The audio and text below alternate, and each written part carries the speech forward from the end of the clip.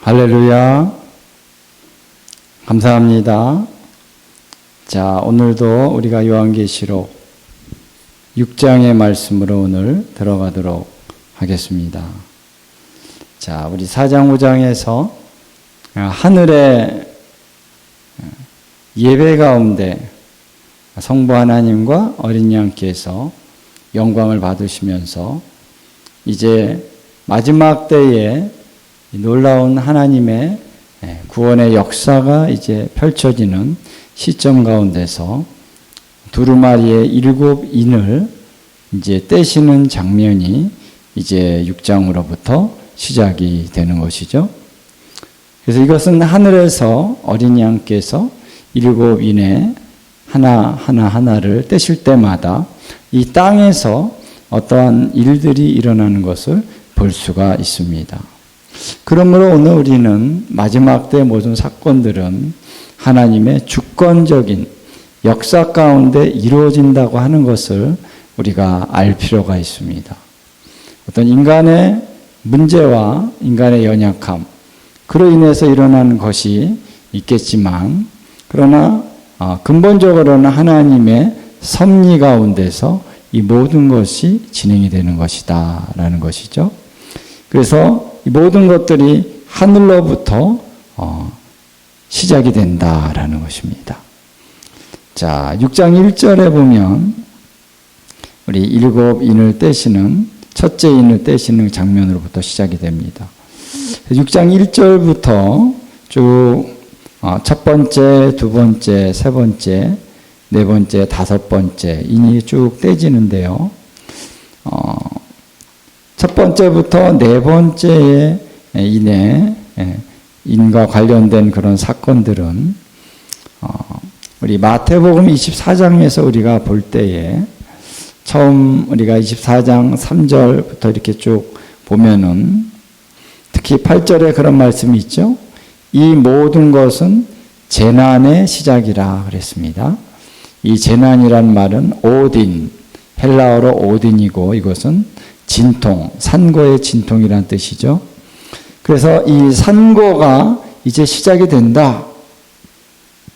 그래서 그때에 어떤 일들이 일어나냐면 이렇게 쭉 여러 가지 사건들이 진행이 되는 것이 이제 4절부터 나오는 것이죠.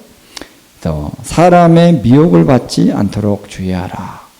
5절에 보니까 많은 사람들이 내 이름으로 와서 나는 그리스도라 하여 많은 사람을 미혹하리라 그랬습니다. 이런 큰 미혹의 역사가 있을 것이다. 그 다음에 6절부터 보면은 난리와 난리의 소문, 그리고 민족이 민족을, 나라가 나라를 대적하여 일어나고 곳곳에 기근과 지진이 일어난다. 이런 이제 말씀들을 하고 있습니다. 그리고 나서 이제 9절에 보면 그때 사람들이 너희를 환난에 넘겨주겠으며 너희를 죽이리니 너희가 내 이름 때문에 모든 민족에게 미움을 받으리라 그랬습니다. 자, 그래서 마태복음 24장에 보니까 큰 미혹이 있다. 그리고 난리와 난리의 소문, 그리고 민족이 민족을, 나라가 나라를 대적하는 일, 그게 뭐겠습니까? 전쟁이라는 것이죠. 곳곳에 기근과 지진이 일어난다라는 것입니다. 이 누가복음에 보면은 이제 전염병이란 말도 나옵니다. 그리고 킹제임스 버전을 보면요, 이 마태복음 24장에도 보면요, 여기에 전염병이라는 게 포함이 되어 있는데 이제 개역 성경에는 이제 나오지 않습니다. 곳곳에 기근과 지진이 있다. 그리고 환란이 일어난다. 그래서 예수님의 이름 때문에 예수님을 믿고 하나님을 섬기는 자들이 환란을 당하게 된다라는 것이죠. 자, 그래서 이러한 사건들이 쭉 일어난다고 하는 마태복음 24장의 말씀과 요한계시록 6장에 나오는 이 말씀들은 모든 순서도 그렇고요. 내용 자체가 같은 흐름을 타고 있는 것을 볼 수가 있다라는 것이죠. 자, 그래서 마태복음 6장에 나오는 이런 내용들과 24장에 나오는 내용들과 요한계시록 6장에 나오는 이 내용들이 같은 마지막 때 사건을 얘기한다라고 볼 수가 있습니다. 그래서 제가 특별히 요한계시록 이제 말씀하면서 여러 번 강조하는 것이 뭐냐면요. 이 마지막 때에 대한 계시의 말씀은 순서대로 진행이 된다라는 것입니다. 특별한 몇 가지 이제 케이스 외에는 이 내용 자체가 어떤 시간적인 흐름을 타면서 흘러간다라는 것이죠.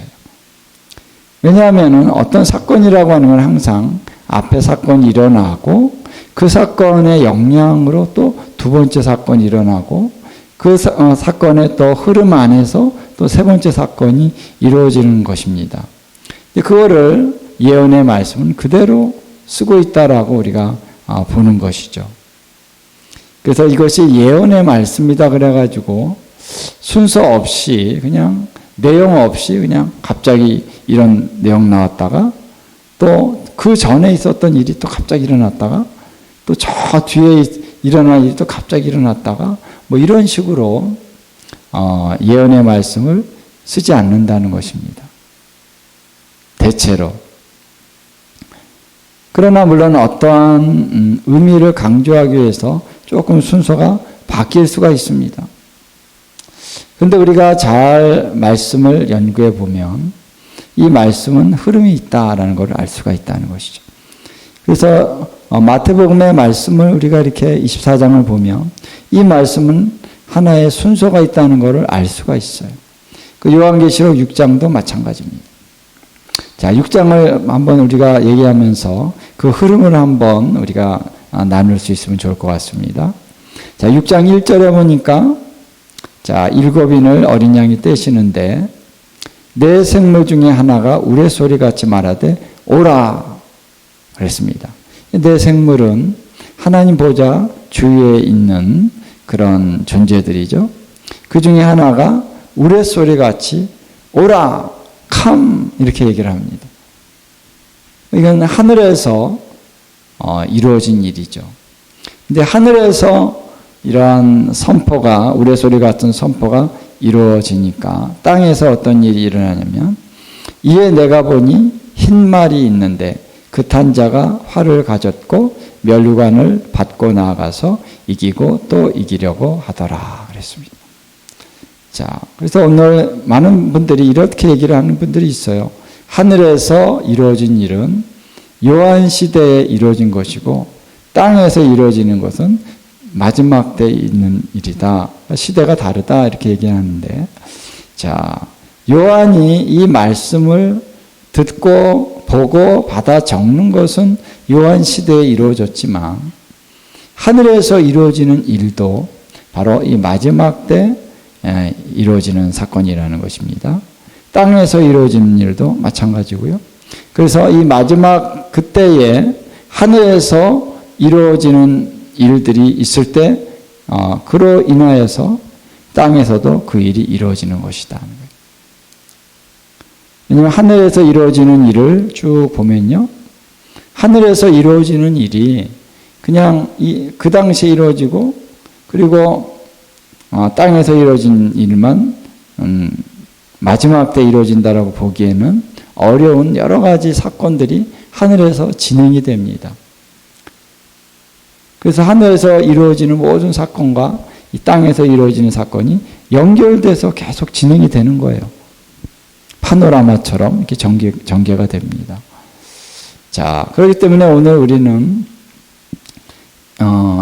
이러한 요한계시록의 성격을 잘 파악을 하면서 요한계시록을 볼 때 우리가 더 온전한 해석으로 들어갈 수 있게 될 줄로 믿습니다. 그래서 땅에서 어떤 일이 일어나냐면 흰 말이 있는데 그 탄자가 활을 가졌고 면류관을 받고 나아가서 이기고 또 이기려고 하더라. 예. 그래서 이 흰 말을 탄자가 의미하는 것이 무엇이냐? 의미하는 것이, 흰말은 흰색이라고 하는 것은 좋은 의미가 있죠. 거룩과 성결, 평화 이런 의미가 있습니다. 그러나 여기에서는 그 희다고 하는 것이 거짓된 그런 의미가 있다라는 것을 얘기한다고 보는 것이죠. 예. 그래서 겉으로는 흰말입니다. 흰색입니다. 그러나 그 탄자가 활을 가졌다는 것입니다. 활이라고 하는 것은 전쟁을 위한 무기라는 거죠. 그래서 겉으로는 흰색인데 속으로는 활을 가지고 이 전쟁의 무기를 가지고 어떻게 해요? 면류관을 받고 나아가서 이기고 또 이기려고 하더라. 면류관을 받았다라고 하는 것은 어떠한 권세를 받았다는 것입니다. 어떠한 능력을 받았다는 것입니다. 그래서 어떠한 많은 사람들의 지지를 받고 많은 사람들의 어떤 권력이 이렇게 동조하는 그러한 분위기가 조성이 된다라고 하는 것이죠. 그래서 어떤 의미에서 공식적이고 그리고 많은 사람들의 어떤 구조 가운데서 조직 가운데서 이것이 이루어진다라고 하는 의미로 볼 수가 있습니다. 그래서 그들이 바로 흰 말을 탄 자를 이렇게 지지해 준다는 것이죠. 그가 면류관을 받았다는 것입니다. 그래서 나아가서 이기고 또 이기려고 하더라. 이겼다가 아니라 이기려고 한다는 것입니다. 그래서 이긴다는 것은요, 다른 의미에서 정복하려고 한다 라고 하는 뜻으로 우리가 볼 수가 있는 것입니다. 그래서 이런 일이 이제 마태복음에서는 바로 어떤 일이냐면 바로 미혹이다라는 것이, 커다란 미혹이 있게 된다라는 것이죠. 그래서 마지막 때에 이 사건이 이루어지는 그 시점에 중요한 어떠한 성격은 미혹이다라는 거예요. 자, 미혹이라는 거 여러분 우리가 최근에 국가적인 상황 속에서도 또 전 세계의 상황을 보면요, 미혹이 있어요. 미혹이라고 하는 것은 거짓이라는 것입니다. 겉으로는 평화롭게 얘기하는데 뒤에서는 바로 음모를 꾸미고 악을 행하고 전쟁을 준비한다라는 것이죠.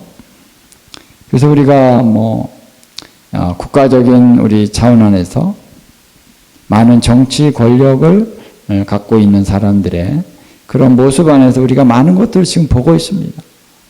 우리가 지금 미혹의 시대에 살고 있다라는 것을 우리가 다 느끼고 있습니다. 자, 그런데 이러한 분위기가 이제 점점 고조되고 발전되면서 이 마지막 때에는 전 세계적인 강력한 그런 미혹이 이제 전 세계를 뒤덮는 그러한 역사가 이제 시작이 된다라는 것입니다. 자, 그러면서 이제 둘째 인을 떼실 때에 내가 들으니 둘째 생물이 말하되 오라. 둘째 생물이 또 오라 했습니다. 하늘에서 오라 캄 그러니까 4절에 이에 다른 붉은 말이 나오더라. 그 탄 자가 허락을 받아 땅에서 화평을 제하여 버리고 서로 죽이게 하고 또 큰 칼을 받았더라 했습니다. 자, 여기 보면 이제 붉은 말이 나온다는 거예요. 붉은색이라고 하는 건 여기서 어떤 의미가 있을까요? 물론 이제 붉은색도 좋은 의미로 쓰일 때도 있죠. 예수님의 보혈은 구속을 의미합니다. 그러나 여기서는 피를 흘리는 전쟁을 얘기한다라는 것을 알 수가 있습니다. 그 탄자가 허락을 받았다. 그래서 아까도 얘기한 것처럼 허락을 받았다라고 하는 것은요, 하나님께서 허락을 하셨다라고 하는 의미를 우리가 생각할 수가 있습니다. 그것도 맞고요. 또 이제 많은 나라들과 많은 세력들의 지지를 받는다는 것입니다. 그래서 전쟁을 일으키되 합법적으로 일으킨다. 그 대의명분이 분명하다라는 거예요. 그래서 많은 사람들이 그 전쟁을 지지한다. 그래서 허락을 받아 땅에서 화평을 제하여 버리고 서로 죽이게 하고 또 큰 칼을 받았더라. 그래서 이제는 평화가 있었는데 그 평화를 깨트린다는 것입니다. 평화 회담을 지금 이스라엘과 아랍에서 가려고 하고 있습니다. 이스라엘과 몇 개국이 이제 평화 회담을 지금 맺었어요. 그래서 그 평화 회담 가운데 우리가 이제는 전쟁하지 말고 화평을 누리자. 그래서 협력하자. 이렇게 이제 평화 회담을 하는데 이제 마지막 때에 들어가면서도 이런 중동의 평화 회담과 같은 그러한 일들이 일어나게 될 것입니다. 지금이 하나의 전조라고 볼 수 있어요. 그래서 아브라함 언약. 그래서 이제 우리가 한 아버지로부터 태어난 민족들이다. 우리가 서로 화평을 맺자. 하나가 되자. 그래서 중동에 어떤 평화가 이루어지는 무드가 조성될 수가 있다는 것이죠. 이제 그러한 평화적인 분위기를 이제 이 붉은 말을 탄 자가 깨트린다라는 거예요. 자, 그래서 이거는 흰 말도 사실 적그리스도를 중심으로 하는 이러한 미혹의 역사이고요.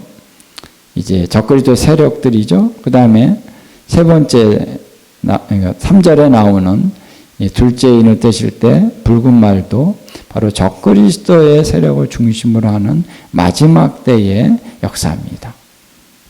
그렇게 봅니다.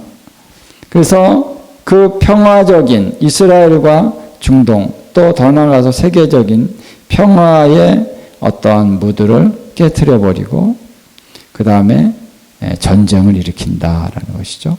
서로 죽이게 하고 또 큰 칼을 받았다. 서로 죽고 죽이는 전쟁. 큰 칼이라고 하는 것은 바로 전쟁을 의미하는 것이죠. 자,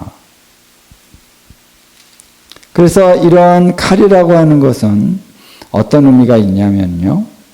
바로 전쟁을 할 때 서로 죽이는 그러한 일들을 얘기한다라고 볼 수 있는 것입니다. 자, 그런데 여기 보면요. 큰 칼이라고 했지만 이제 4절에 나오는 칼과 또 이제 8절에 보면은 또 검과 흉년, 사망, 땅의 짐승으로서 죽이더라. 이렇게 나오는데 여기도 검이 나옵니다. 그래서 이 원어를 보면은 이 4절에 나오는 칼은 단검, 짧은 그런 검을 의미하는 것이고요. 8절에 나오는 그 검은 긴 칼입니다. 긴 검. 그래서 전쟁을 할 때 이 두 가지가 다 필요해요. 그래서 단검이라고 하는 것은 아주 가까이에서 싸우거나 그리고 이 적군들이 포로로 잡히면 그들을 목을 칩니다. 목을 칠 때는요. 단검을 사용합니다. 그리고 전쟁할 때 막 휘두를 때는요. 뭐 말을 타고 다니면서 휘두르고 그럴 때는 큰 칼을 써야죠. 그런 어떠한 상징적인 의미가 들어가 있다는 것이죠. 그래서 여기서 말하는 이제 4절에 말하는 큰 칼을 받았다고 했을 때 그것은 전쟁에서의 어떤 의미보다는 전쟁의 의미인데 그 전투할 때의 의미보다는 많은 사람들을 학살한다는 것입니다. 포로로 잡힌 자들을 그냥 학살해 버린다. 그래서 많은 사람들이 죽게 된다라는 것이죠. 이런 것이 이제 마태복음 24장에는 나오죠. 난리와 난리의 소문. 그리고 민족이 민족을 나라가 나라를 대적하여 일어나겠고 전쟁이 일어난다라는 거죠. 그리고 뭐 국가와 국가 간의 전쟁이 아니라 어떤 지역적인 민족과 민족이 서로 국가 안에서도 서로 반란이 일어나고 또 테러가 일어나고 그런 소요 사태가 일어나고 이런 일들이 이제 아주 강하게 일어나는 때가 온다라는 것이죠. 그래서 이러한 것들을 이제 붉은 말을 탄 자가 바로 이것을 조장하게 되고 일으키게 된다라는 것입니다. 이러한 사건들은 세계적인 사건이라고 볼 수 있는 것입니다. 그 다음에 이제 세 번째 인을 떼실 때 똑같이 셋째 생물이 오라 할 때 이제 검은 말이 나오는데 그 탄자가 손에 저울을 가졌더라. 내가 내 생물 사이에서 나는 듯한 음성을 들으니 이르되 한 데나리온의 밀 한 대요 한 데나리온의 보리 석대로다. 또 감람류와 포도주는 해치지 말라 하더라. 그랬죠? 자, 여기서 보면 검은 말이라고 하는 것은, 검은색은 바로 기근을 얘기하는 것이죠. 그래서 기근이라고 하는 것은 어떤 의미에서 뭐 검은색과 기근이 어떤 상관관계가 있습니까? 얘기할 수 있는데요. 자, 전쟁의 포화 속에서 잿더미가 됐다는 것입니다. 잿더미가 되면은 어떤 일이 일어나냐면요. 농사가 안 되는 거죠. 뭐 전란이 일어나면요. 무슨 이 경제적인 어떤 어려움이 올 수밖에 없는 것입니다. 다 잿더미가 됐으니까 공장도 안 돌아가고요. 농토도 다 황폐하게 되고 그러니까 먹을 것이 없어진다. 그래서 검은 말이다라고 볼 수 있는 것입니다. 자, 그래서 그 손에 저울을 가졌는데 데나리온이라고 하는 것은요. 노동자의 하루의 품삯이죠. 하루 품삯을 열심히 해서 하루를 먹어야 되는데 밀 한 대뿐이 안 나온다는 거예요. 이 밀 한 대를 가지고 한 식구가 먹으려면 못 먹죠. 한 명도 제대로 먹기가 충분하지 않은 거예요. 그리고 보리는 석대. 자, 아주 그래서 경제적인 어려움이 온다라는 것이죠. 그러나 여기서 감람류와 포도주는 해치지 말라. 이 의미는요, 감람류하고 포도주는 이제 해치지 말라, 흩지 말라라고 하는 것은 누군가가 이 감람류와 포도주를 딱 쥐고 이렇게 팔지 않는다는 거예요. 그래서 감히 감람류와 포도주는 이제 먹을 수도 없다는, 볼 수도 없다는 것입니다. 너무 귀한 거니까. 그래서 그것은 권력자나 부유한 자들만 그것을 취할 수 있는 것이다.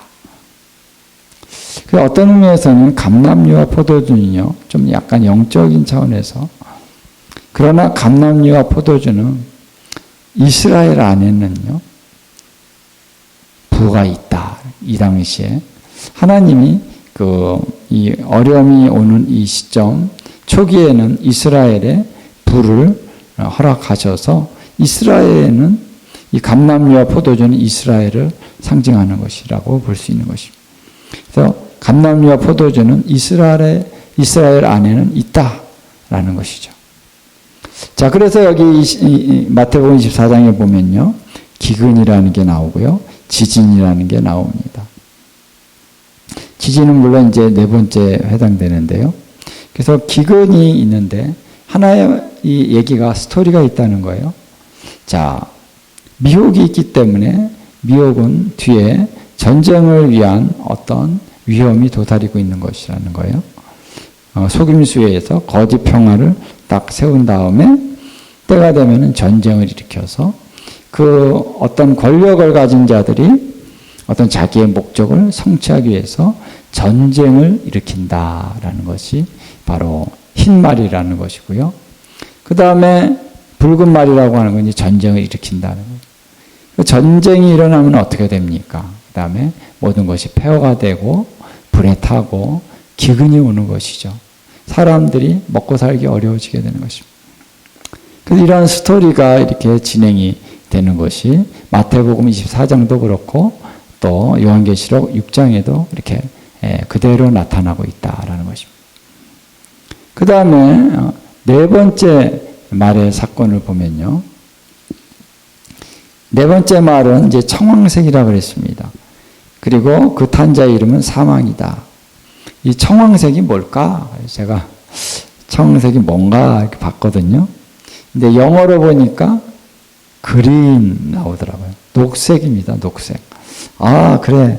청, 푸를 청, 황, 노란색. 그렇죠? 파란색과 노란색이 섞이면 녹색이 나오잖아요. 그런데 우리 한국말에서 이렇게 녹색이라 그러지 왜 청황색이라 그랬을까?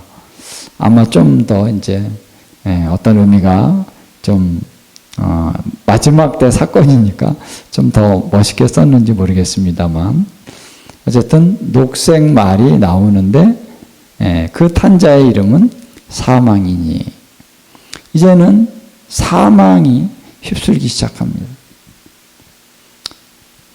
전쟁이 일어났죠. 기근이 일어나죠. 그 다음에는 사망이 온다는 거예요. 그래서 사망이니 음부가 그 뒤를 따르더라. 음부라고 하는 것은 어떤 무덤이라는 뜻도 있고요.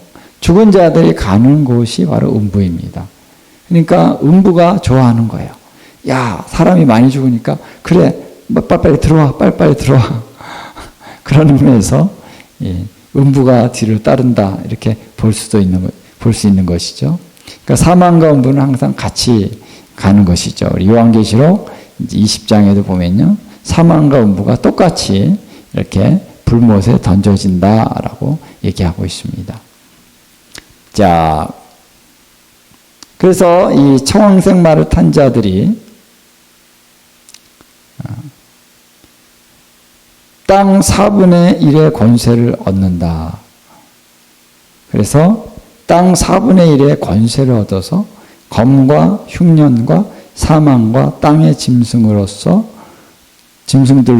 죽이더라. 죽음의 역사가 어떤 많은 지역에 퍼지는데 땅의 4분의 1의 지역에서 이 죽음의 역사가 일어난다라는 것입니다. 그러니까 이 말은 모든 사람들의 전 인구의 4분의 1이 죽는다는 것이 아니고요.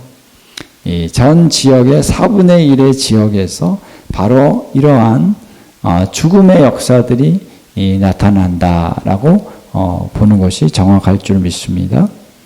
그래서 아까 얘기했던 큰 긴 칼입니다. 그래서 여전히 전쟁이나 아니면 도적대들, 이런 해적대들, 이런 자들이 사람들을 죽인다는 거예요. 테러를 일으키고.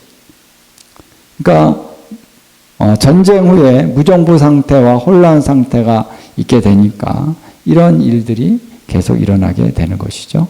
흉년, 농사가 안 돼요. 네, 흉년이 오는 것이죠. 그 다음에 사망이라고 하는 것은 특별히 여기서 우리 전염병이라고 하는 의미로 보는 것이 좀 정확한 의미가 될 줄 믿습니다. 그러니까 전쟁이 일어나면요, 기근이 일어날 뿐만 아니라 전염병이 돈다. 그래서 마태복음 24장에도 보면은 이제 여기는 없지만 이제 킹제임스 버전은 전염병이 나오는 것이죠. 그 다음에 이제 지진이라는 것이 있는데 요한계시록에는 지진이라는 말은 나오지 않는데 이 사망이라고 하는 것에 어떤 지진의 어떤 의미도 포함될 수 있다라고 볼 수 있는 것이죠. 그 다음에 땅의 짐승들로서 죽이더라.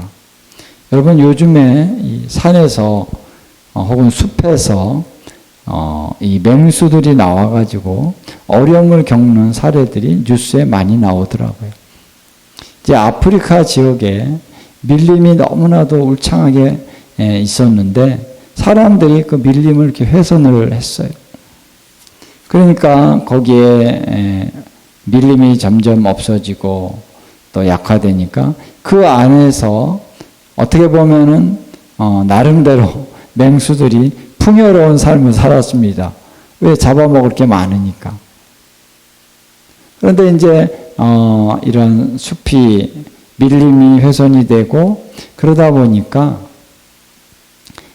걔네들도 먹을 게 없고 그러니까 막 민가로 나와서 돼지를 잡아먹고 닭을 잡아먹고 이런 일들이 빈번하게 이루어지고 그러다가 사람도 해치고 이런 일들이 많이 일어난다는 얘기들을 듣습니다. 우리나라도 멧돼지 떼가 이제 나오고요.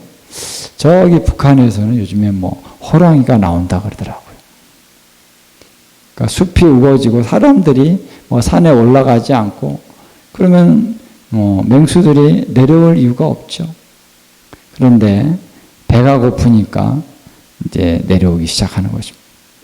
왜냐하면은 막 불이 타고 그러면 숲도 불이 타겠죠. 그러면 숲이 없어지고 그러면 이 짐승들이 어떻게 하겠습니까? 그냥 민가로 나와서 습격을 하고 그런 이제 가축들을 잡아먹고 이런 일들이 빈번하게 일어나게 되는 것이고 그러다가 사람들도 죽이게 된다라는 것입니다. 자, 이런 일들이 이제 일어나게 되는 사건이 이렇게 진행이 되는 것이 나오고 있습니다. 그래서 첫 번째부터 네 번째 사건은요, 미혹으로 시작해서 많은 사람들이 죽임을 당하는 그러한 환란, 그러한 전란, 그러한 난리가 계속 이어지고 있는 것을 얘기하고 있는데 이것이 이제 마태복음 24장과 동일하게 진행이 된다라는 것을 볼 수가 있습니다. 자, 그래서 첫 번째 인부터 네 번째 인의 사건은 제가 한마디로 얘기하면 이거는 재난의 시작이다. 이제 재난이라는 것이 시작이 되는 것입니다. 산고의 진통이 시작이 되는 것입니다. 아니 이게 엄청난 일들이 일어나는데 이게 시작입니까? 예, 시작이라는 것입니다. 요한계시록을 보면요, 요한계시록의 전체 내용을 쭉 보잖아요. 지금 이러한 정도의 사건들은요, 하나의 시작에 불과하다라는 것이죠. 우리가 코로나 사건을 겪었습니다. 엄청난 일이라고 우리가 어떤 사람은 두려움 가운데 정말 트라우마가 있습니다. 코로나 사건으로 인해서. 그런데 그건 아직 시작도 안 한 것입니다. 이제 마지막 때에 그 산고의 진통이 시작되는 사건은 바로 요한계시록의 첫 번째, 두 번째, 세 번째, 네 번째 인이 떼질 때에 이제 일어날 것이다 라는 것이죠. 국가적으로 막 미혹과 이런 것들 합니다. 이건 아직 시작도 안 한 것입니다. 이제 마지막 때에 그 진정한 미혹의 사건은 이제 본격적으로 올 때가 이제 가까이 왔다. 여러분, 그래서 우리가 깨어나야 되는 것이죠. 그래서 이 환란의 이 모든 고난의 시간들을 통과할 수 있어야 된다라는 것입니다.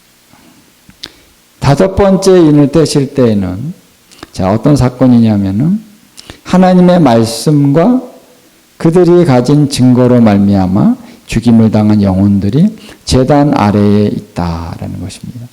이들은 순교자라고 할 수 있습니다. 하나님의 말씀과 증거 때문에 죽임을 당했다는 것이죠.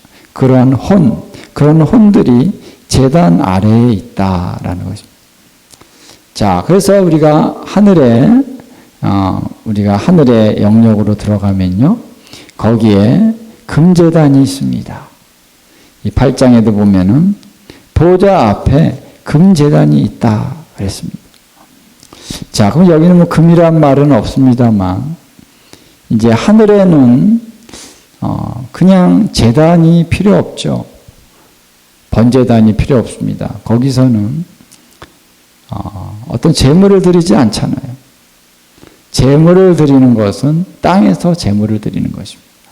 하늘에서는 그 향을 올려드리는 금제단만 필요하다라는 의미에서 하늘에는 번제단은 없고 금제단만 있다라고 볼 수 있는데, 물론 정확지 않을 수도 있습니다. 그러나 어쨌든 요한계시록에서는 금제단이 나오고 이제 그냥 제단이 나오지만 이 모든 제단이 금제단이다라고, 보좌 앞에 있는 금제단이라고 보는 것이 좀 맞다라고 생각이 든다는 것이죠. 그리고 뒤에 보면 제단이 여러 번 나와요. 그리고 그 제단에는 뭐가 있냐면 불이 있다는 것입니다. 불. 그래서 나중에 8장에 할 때 자세히 얘기하겠습니다만, 이 제단 안에서 이제 향을 성도의 기도와 함께 올라가게 된다는 거예요, 향이. 그래서 보좌 앞에 향이 올라가고, 그 다음에는 금제단에 있는 불을 담아다가 땅에 쏟으면 역사가 강력하게 일어나되, 우레와 음성과 번개와 지진, 이런 것들이 땅에 쏟아진다라고 하는 말씀이 나오고 있는 것입니다. 자, 그래서 여기서 말하는 제단이라고 하는 것은 보좌 앞에 있는 금제단을 얘기한다라고 저는 그렇게 봅니다. 그래서 제단 앞에서, 제단 아래에서, 앞이 아니라 제단 아래, 제단은 위에 있고 그 아래에서 바로 순교자들이 호소를 하는 것입니다. 우리의 원수를 갚아주십시오. 순교자의 목소리는요, 힘이 있습니다. 그래서 하나님께서는 많은 순교자들이 있었죠. 그 순교자들이 하나님 앞에서 호소하는 그런 부르짖음이 하나의 강력한 중보의 기도로 올려지게 되는 것입니다. 그래서 이 순교자의 수가 찰 때에 하나님의 그런 심판이 이 땅에 이루어지게 된다라고 하는 얘기가 나오고 있는 것이죠. 그래서 여러분, 우리 대한민국에 많은 순교자들이 있습니다. 저 일본에도 많은 순교자들이 있습니다. 이 순교자들의 이 호소가 하나님 앞에 드려진다고 하는 것은 우리 하나님의 심판을 일으킬 수 있는 원동력이 되는 것이다라는 것입니다. 그래서 이 순교라고 하는 것은 너무나도 귀하고 강력한 것입니다. 바로 예수님의 대속의 피와 같은. 그래서 그 대속의 피는 최종적이고 결정적인 하나님의 대속의 제사이지만, 또 순교자들의 이 흘린 피도 이 하나님의 구원을 위한 하나의 중요한 역할들을 하게 된다라는 것입니다. 자, 그래서 이제 10절에 보니까 그들이 큰 소리로 불러 이르되 거룩하고 참되신 대주제여, 땅에 거하는 자들을 심판하여 우리 피를 갚아주지 아니하시기를 어느 때까지 하시려 하나이까. 우리의 원수를 갚아달라는 것입니다. 그런 호소를 계속 드린다는 것입니다. 근데 그 다음에 어떤 내용이 나오냐면, 각각 그들에게, 우리 하나님께서 각각 그들에게 흰 두루마기를 주시며 이르시되, 흰 겉옷을 준다는 것입니다. 아직 잠시 동안 쉬되 그들의 동무 종들과 형제들도 자기처럼 죽임을 당하여 그 수가 차기까지 하라 하시더라. 그러니까 이제 동무종, 그러니까 서로 친구가 되는 종들, 그리고 형제들, 그들이 바로 그들처럼 죽임을 당하는 일들이 더 일어나서 그 수가 채워지는 일이 있을 것이다 라고 하는 얘기죠. 그러니까 순교자들이 더 있어져야 된다. 순교의 피가 더 흘려져야 된다. 그런 말씀을 하고 있는 것이 바로 다섯째 인을 떼실 때 일어나는 사건인 것이죠. 이것이 하늘에서 이게 이루어졌습니다. 그래서 이 내용은 뭐냐면은 이제 이것이 땅에 어떤 영향을 미치냐라고 했을 때 그것은 바로 큰 환란이 일어난다라고 하는 것으로 볼 수 있는 것이죠. 그래서 우리 마태복음에도 보면요, 자, 아까 쭉 읽을 때 이제 9절에 보니까 너희를 환란에 넘겨주겠고 너희를 죽이리니 너희가 내 이름 때문에 모든 민족에게 미움을 받으리라. 그때에 많은 사람이 실족하게 되어 서로 잡아주고 서로 미워하겠으며, 자, 환란이 일어나서 많은 순교자가 있겠다라는 것입니다.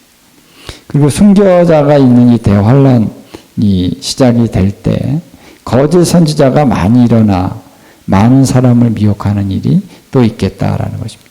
많은 거짓 선지자들이 일어난다는 것입니다. 자, 그래서 오늘 우리가 진리에 대해서 분명하게 우리가 확신 가운데 거해야 됩니다. 하나님의 말씀 안에서, 성령님의 가르치심과 인도하심 안에서 진리가 무엇이냐라는 것에 대한 확신이 우리 가운데 있지 않으면요, 많은 거짓 선지자들이요 미혹을 한다라는 것입니다. 그래서 불법이 성하게 된다.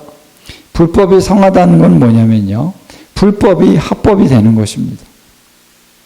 예, 요즘 우리가 많이 기도하고 있는 것, 동성애가 어떻게 합법화될 수 있겠습니까? 불법을 합법화시킨다라고 하는 것은, 이거는 완전히 거꾸로 가는 것이죠. 이 나라를 망치는 것입니다. 그러한 일들이 지금 일어나고 있습니다. 이런 일들이 더 강하게 이제 펼쳐지게 된다는 것이죠. 그런 결과 많은 사람의 사랑이 식어지리라. 그래서 이때쯤 되면요, 아주 극심한 그런 환란이 진행이 된다라는 것입니다. 그래서 환란이라고 하는 것은 처음에는 반대하는, 진리를 반대하는 목소리들이 여기저기서 일어나는 것으로 시작이 됩니다. 그게 미혹이죠. 근데 그것이 정점에 이르게 되면요, 법이 바뀐다는 거예요. 불법이 성행한다는 것입니다. 그래서 불의가 진리가 되고 진리가 불의가 되는 이러한 어처구니 없는 모순된 그런 사회가 된다라는 것이죠. 그럼 여기서 진실한 자들이 다 죽임을 당하고 핍박을 당하는 그런 세상이 된다라는 것입니다. 그러니까 주님이 오셔야만 되는 것입니다. 그때가 되면. 그래서 주님이 오시라 하니 가까이 온 것이죠.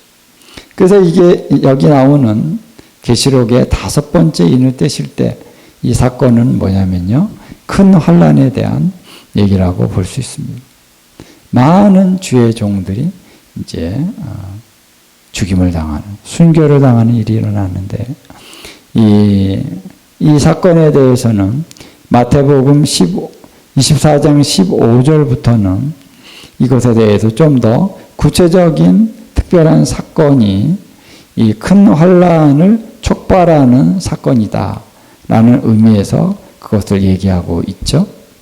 그래서 15절에 다니엘이 말한 바 멸망에 가증한 것이 거룩한 곳에 선 것을 보거든. 이 사건을 여기서 얘기하고 있습니다. 자, 이 사건은요, 다니엘서에 보면은 몇 군데 이 사건에 대한 얘기가 계속 나오고 있습니다. 다니엘서를 한번 좀 보면요, 다니엘서 8장을 한번 가보겠습니다. 자, 다니엘서 8장에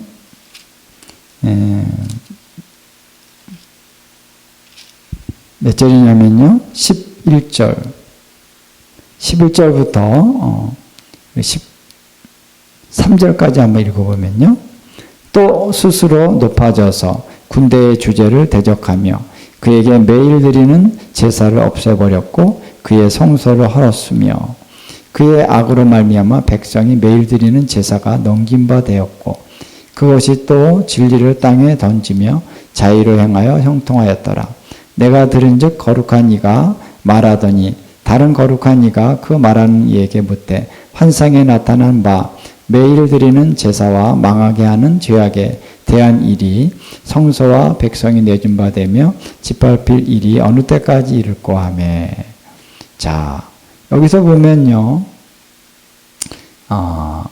망하게 하는 죄악, 매일 드리는 제사가 폐하여지고 이런 말들이 이제 나오는 것이죠. 바로 이것이 바로 다니엘서에 나오는 내용 중에 하나고요. 9장 27절에 보면 또 나옵니다. 9장 27절에 보면 그가 장차 많은 사람들과 더불어 한 일의 동안의 언약을 굳게 맺고 그가 그 일의 절반의 제사와 예물을 금지할 것이며 또 포악하여 가증한 것이 날개를 의지하여 설 것이며. 여기 보면요, 이 한국어 번역으로는 이렇게 번역을 했는데 원어를 보면요, 멸망에 가증한 것이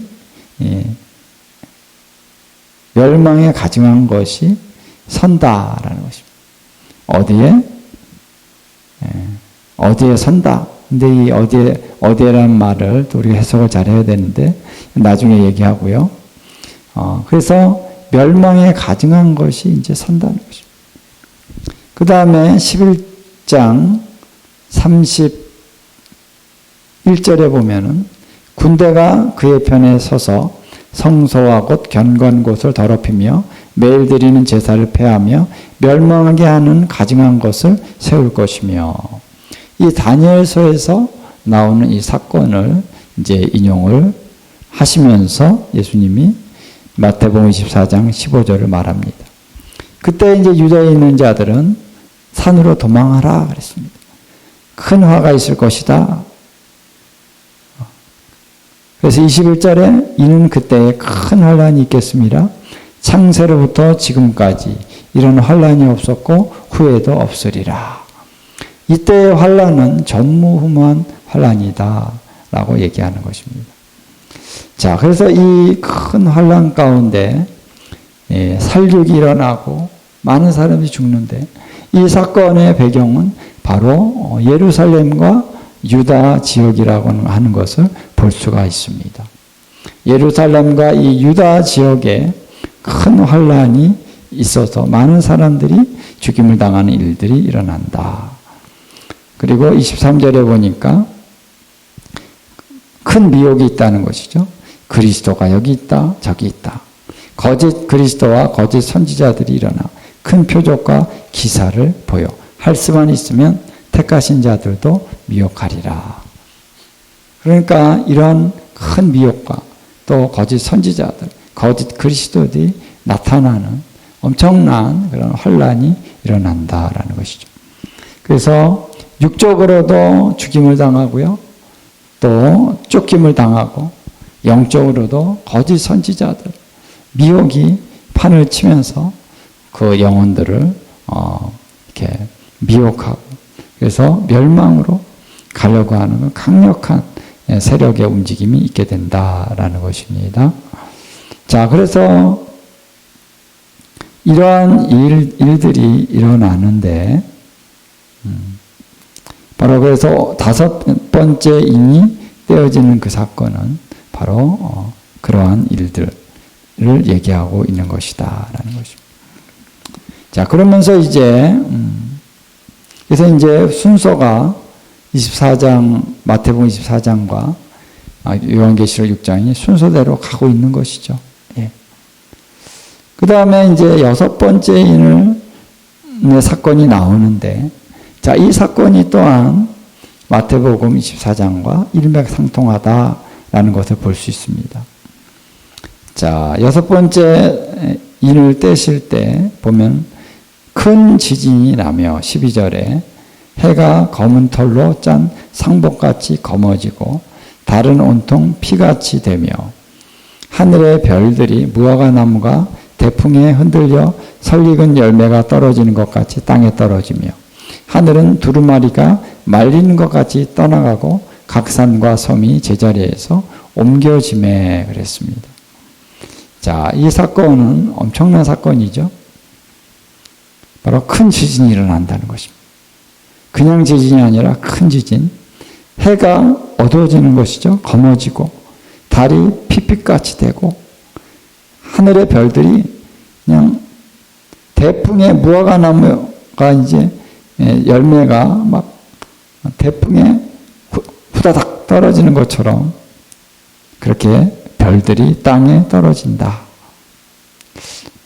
또 하늘은 두루마리가 말리는 것처럼 떠나간다. 이 의미가 뭘까요? 예. 하늘이 어떻게 두루마리가 말리는 것처럼 떠나간다는 게 뭘까? 자, 여러분, 모든 것을 상징적으로 해석을 하는 분들이 이제 여러 가지로 해석을 할 수 있겠지만, 그리고 제가 가끔 얘기를 했지만요, 이 우주라고 하는 것은 우리가 그동안 알아왔던 그러한 이제 지동설적인 우주가 아니라는 것입니다. 천동설적인 우주다라는 것입니다. 하나님의 창조하신 것은 그래서 지구가 태양을 도는 것이 아니라 하나님이 창조하신 이 땅 위를 해와 달과 별들이 이렇게 도는 것입니다. 천동설입니다. 천동설이 아니고는 이런 것들이 해석이 잘 안 되는 거예요. 그래서 하늘이라고 하는 것은 바로 이 땅 위에 하늘이 이렇게 궁창이라고 그러죠. 궁창이 덮여 있는 것인데 이 궁창이라고 하는 것은 이제 망치로 때려서 피다 이런 뜻입니다. 어떤 금속 같은 거, 납 같은 거를 망치로 치면 이렇게 옆으로 막 퍼지죠. 그래서 넓은 판이 되는 것처럼 그렇게 되는 것을 궁창이라고 한다라는 거예요. 히브리어 원어는 그런 뜻이 있습니다. 그렇기 때문에 이런 것들이 이렇게 덮여 있다는 것입니다. 그것이 궁창이요, 또 그것을 하늘이라고 말을 하고 있고요. 그 하늘 위에 바로 천상의 보좌와 또 하나님의 그런 존재들이 있다는 것이죠. 성경은 그렇게 얘기하고 있습니다. 하늘 위에 또 하늘이 있다. 하늘들 위에 또 하늘이 있고 하늘 위에 물이 있다. 시편에 보면 그런 말씀이 나옵니다. 자, 한번 볼까요? 시편에 148편인가요?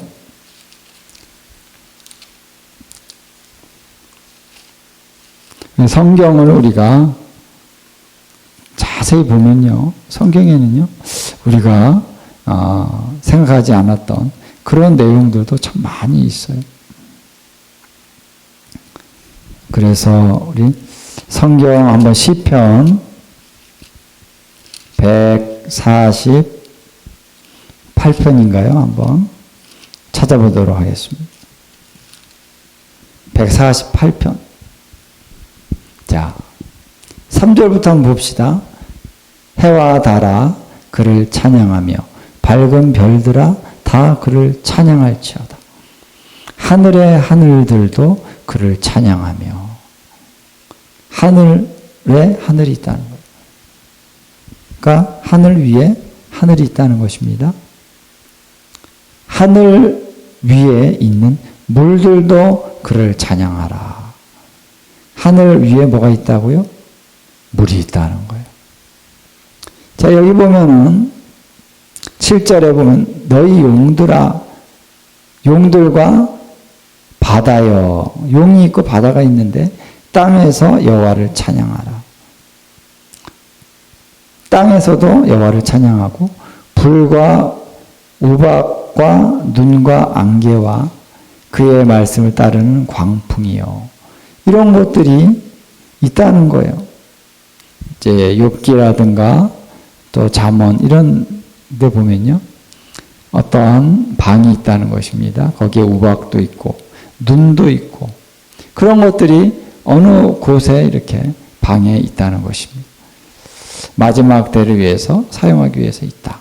이런 말씀들이 있어요. 그러면 뭡니까? 우리의 생각했던 것과 많은 차이가 있는 그런 면들을 성경은 얘기해 주고 있다. 자, 그래서 하늘이 두루마리가 말리는 것처럼 말린다는 것은 그래서 있던 하늘이 이렇게 떠나간다는 것입니다. 이 말 그대로 말린다는 것입니다. 그러면 하늘 위에 어떠한 있었던 보이지 않던 것들이 보이겠죠. 각 산과 섬이 제자리에서 옮겨진다. 그래서 산과 섬이 이렇게 옮겨진다는 건 엄청난 큰 지진으로 인한 그런 변동이라고 볼 수가 있습니다. 자, 이런 거에 대해서 이제 마태복음 24장은 어떻게 얘기하고 있습니까? 24장 29절에 보니까 그 날 환난 후에 이렇게 나오고 즉시 보면은 그 날들의 환난 후에 복수형을 쓰고 있습니다. 그 날들의 환난, 그 환난의 날이 여러 날이라는 거죠. 그래서 여러 환난들이 있었던 후에 즉시 이 환난은 무엇을 의미합니까? 이 본문에서 그 앞에 나온 15절부터 쭉 나오고 21절에서 그때에 큰 환란이 있겠습니다 하는 이 환란을 얘기하는 것입니다. 그렇죠? 문맥이 있어요. 그래서 마지막 때 그 일어날 그 큰 환란, 대환란 후에 즉시 해가 어두워지고 달이 빛을 내지 아니하며 별들이 하늘에서 떨어지며 하늘의 권능들이 흔들리리라. 여러분, 그래서 이 순서가 그대로 일어나는 것입니다.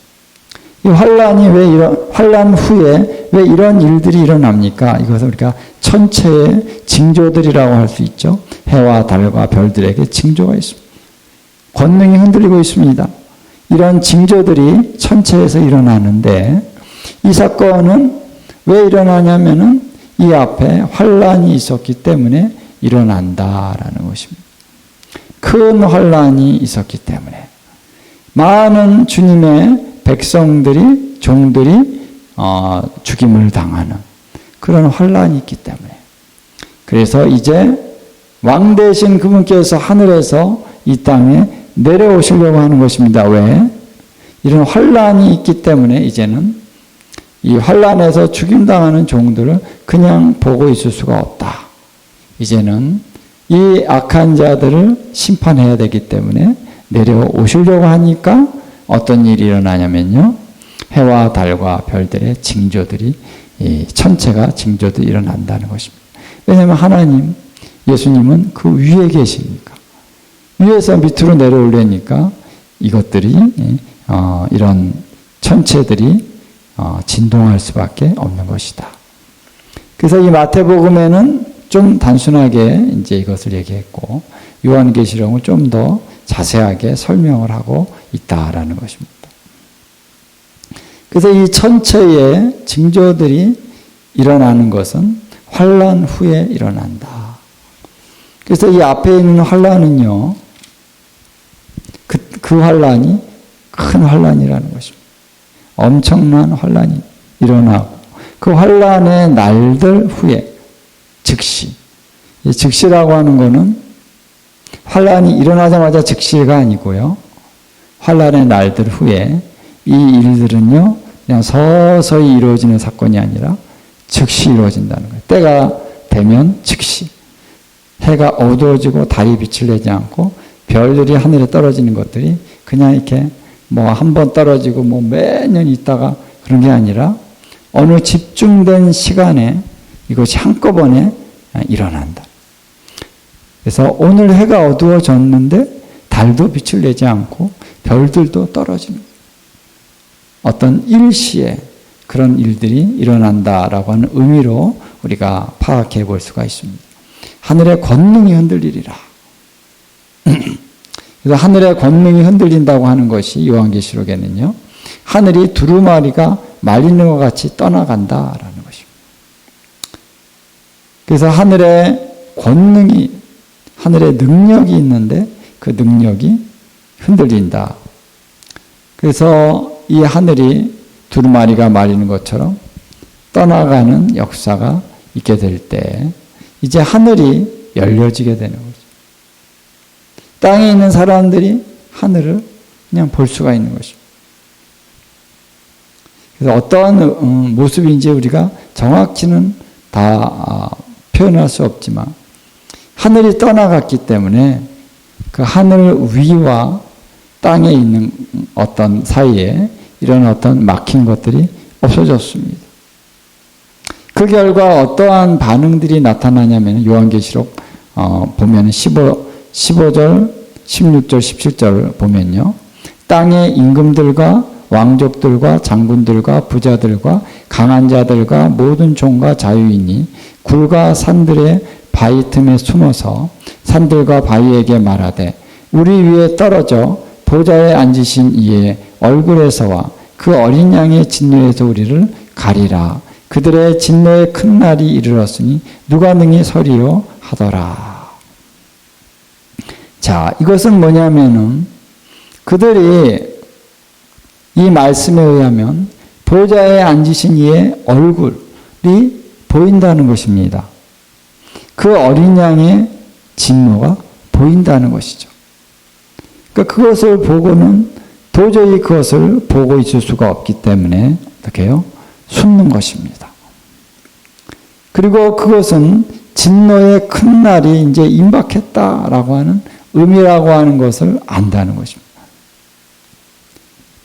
자, 그래서 이제 어린 양께서 이제 그 진노 가운데 이 악한 자들을 심판하시고 이 죄를 심판하시기 위한 그런 걸음을 이제 시작을 하실 것인데, 그래서 이 진노가 이제는 폭발했다는 것입니다. 그동안도 그것을 보고 계셨겠지만 이제 큰 환란이 일어나는 시점에 어느 시점이 되면 이제 하늘이 열리면서 어린 양의 진노가 이제 그들 가운데 나타난다는 것입니다. 그래서 그것이 육안으로 보일 것인지 아니면은 모든 사람들이 영적인 존재이기 때문에 안 믿는 사람도 어떤 영적인 그런 기능이 있는 거죠. 영이 거듭나지는 않았지만 살아있기 때문에. 그래서 그들의 영 안에서 이제 영으로는 보이는데 육안으로는 안 보일 수도 있는 것이죠. 왜? 하나님이 영적인 존재이기 때문에 육으로는 안 보일 수도 있지만 또 뭐 육으로도 볼 수 있을 수도 있다라는 것은 이제 하나님의 영광을 모든 육체가 보리라는 말씀도 있으니까, 그래서 정확하게 알 수가 없습니다. 육안으로도 볼 수 있는 것인가 아니면은 영으로 보는 것인가. 근데 이 모두 다 실체인 거죠.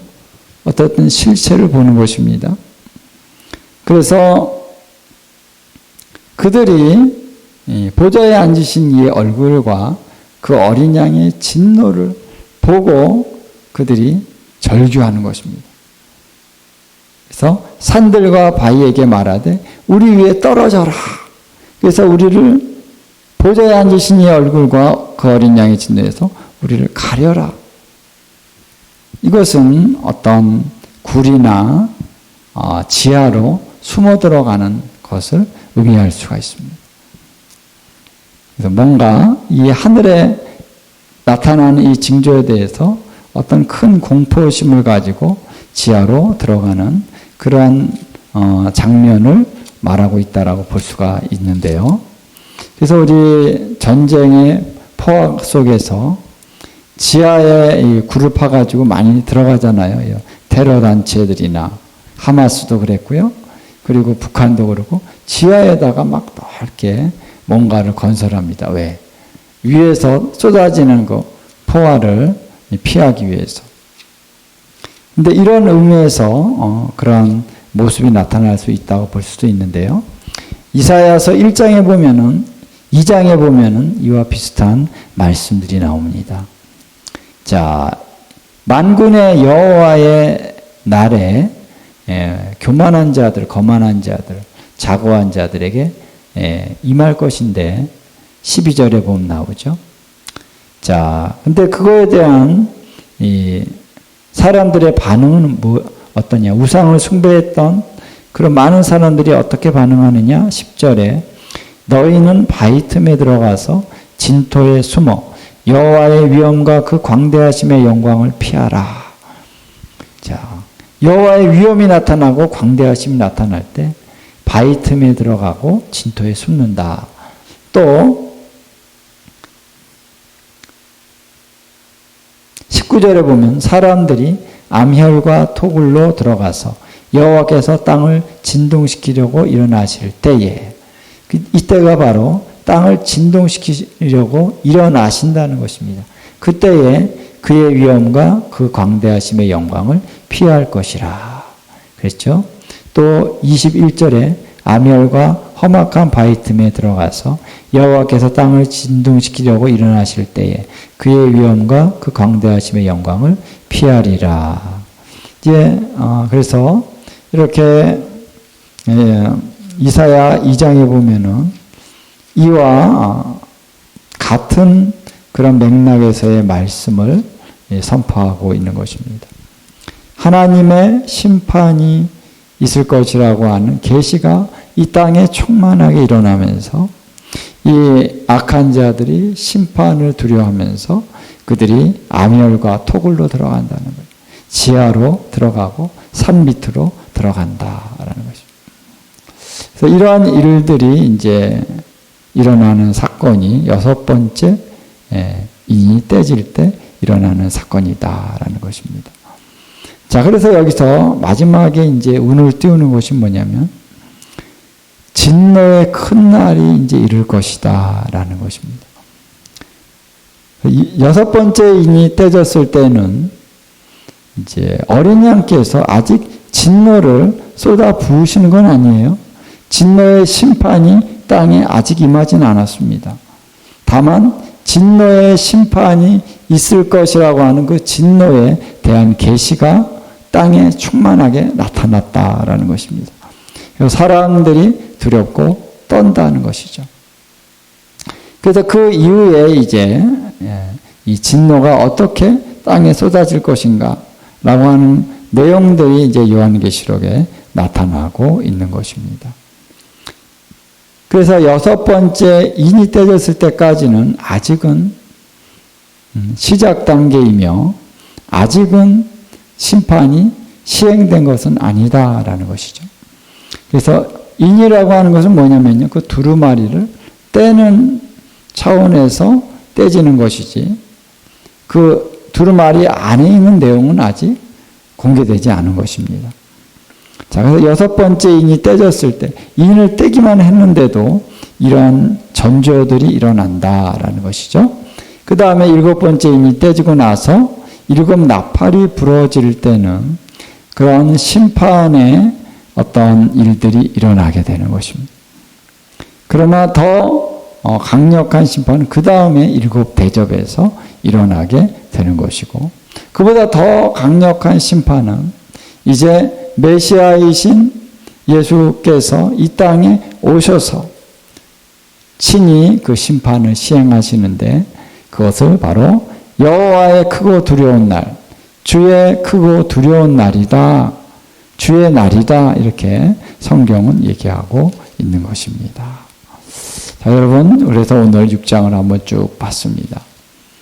점점 우리 내용들이 더 심화되어 가고 있는 것을 볼 수가 있죠. 그래서 이제 그 이후의 사건들도 우리 다음 시간에 할 것인데요. 자, 여러분, 이제 마지막 때 사건, 바로 하나님의 심판의 사건이 이루어지는 때가 바로 마지막 때인 것입니다. 한편으로는 주를 경외하는 자들은 구원을 받고 상급을 받을 것입니다. 크고 놀라운 역사가 일어나는 시간이죠. 이때를 위해서 우리가 준비되어져 가야 될 줄로 믿습니다. 할렐루야. 우리 기도하겠습니다. 하나님, 오늘 계시록 6장을 통해서 첫 번째부터 여섯 번째 인이 떼어질 때에 일어나는 사건들을 우리가 함께 보았습니다. 하나님, 우리로 눈을 열게 해주셔서 거룩한 하나님의 진리가 어떻게 앞으로 나타나게 될지를 우리가 확실히 깨닫고 준비되어지는 저희들이 되게 해 주시옵소서. 더 나아가서 주님의 예언의 말씀이 이 땅에 이루어지도록 우리가 기도하기를 원합니다. 기도하게 해 주시옵소서.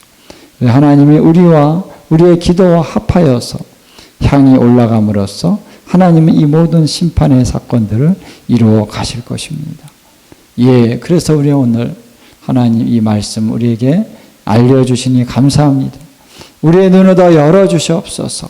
계시록과 모든 마지막 때의 사건들 하나님 우리에게 더 계시해 주셔서 우리가 확실하게 깨닫고 이 말씀으로 무장하고 준비되어지는 저희들이 되게 해주시기를 원합니다.